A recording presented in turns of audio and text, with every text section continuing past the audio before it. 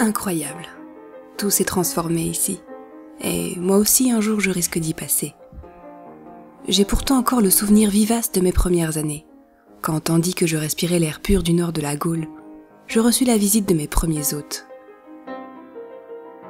Étranger de l'Est ou de l'Ouest, comment l'aurais-je su, moi qui n'ai jamais traversé ni l'Oise ni la Seine, ni même quitté la forêt au cœur de laquelle je suis née. J'ai vu les arbres tomber sous le coup des haches dès les premières années de ma vie. Un massacre qui, petite fille, me marqua à jamais. L'on m'épargna non sans raison. Je devais offrir l'hospitalité à mes envahisseurs et céder au moindre de leurs caprices. Si bien que, le jour où l'on me trouva à ces murs, alors que l'on remplaçait la terre par le grès, je perdis ma virginité. J'étais à peine adolescente et dus apprendre à me défendre pour ne pas dépérir. Bien vite, la vie m'enseigna à quels hommes ouvrir mes portes et auxquels imposer le seuil. Adieu le temps innocent des chênes et des hêtres, de la terre humide réchauffée par le soleil, des chants d'oiseaux qui, cerises au bec, me survolaient pour retourner au nid. Alors que je me plaisais à observer flâner les cerfs, ces derniers se croyant hors de vue, les seuls sur lesquels je pouvais désormais poser les yeux furent ceux que l'on ramenait de la chasse et dont les têtes servent maintenant de tapisserie pour qui sait où regarder. Une vie disparut au profit d'une autre. En plus d'être gardienne des hommes, je me fis celle de la foi. Je devins femme au rythme des églises qui s'érigeaient et gagnai en respect dans le cœur de tous. Celle qui jadis se pliait aux volontés possédait maintenant une prestance qui forçait l'admiration. Je pris goût à l'intérêt que l'on m'adressa et m'émancipai jusqu'à devenir prisonnière de rempart. Princesse esselée, je m'attirai les bonnes grâces de chevaliers servants de tous horizons, du premier des Capétiens à celui dont l'heure apprint son commencement en ma compagnie. Rois et évêques firent de moi une dame avec comme alliance une cathédrale témoin de tous les âges. Ce fut mon apogée. Moi, parcelle de terre a priori sans avenir, devint lieu de passage incontournable pour les plus influents de France. Je pris des allures de capitale sur bien des aspects. Puis Dieu lui-même s'en chargea.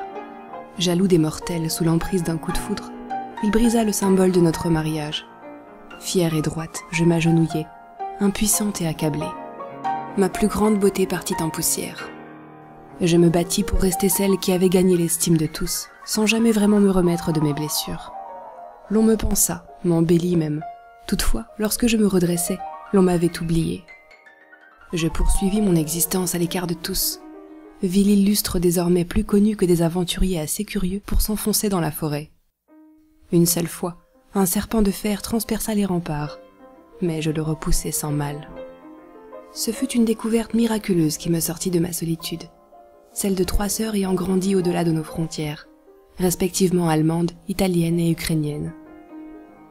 Je leur demandai ce dont elles se rappelaient de nos parents. Contre toute attente, nous ne retrouvions aucune cohérence d'un récit à l'autre. J'en déduis que nous fûmes adoptés. Depuis, je reçois des hôtes de toute l'Europe.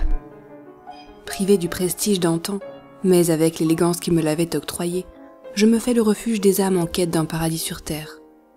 Non pas que toute menace soit écartée, il faut parfois rappeler ce qui me valut mon haut rang pour me protéger de profanateurs. Mais j'écoule aujourd'hui des années paisibles, épargnées par le vandalisme qui frappa Paris 1 an avant que je découvre ma sœur allemande. Je ne pus la plaindre, elle qui me vola ma gloire passée. Cependant, je frissonnais aux échos des universitaires qui dépecèrent ces rues, et pris peur que l'on me réservât le même sort. À personne, même à elle, je ne l'aurais souhaité. L'un de mes natifs écrivit un sonnet à ce sujet, et le grava dans la roche. Si vous êtes assez attentif au fil de vos balades, peut-être lirez-vous cela sur mes murs. Découvrez donc la ville de jadis.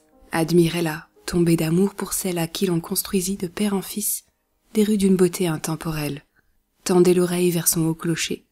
Vous entendrez alors, toutes les heures, les secrets passés qu'il fait résonner, empreints tant de fierté que de vigueur.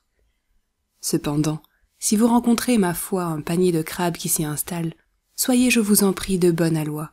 Clamez-lui l'us d'une ville royale.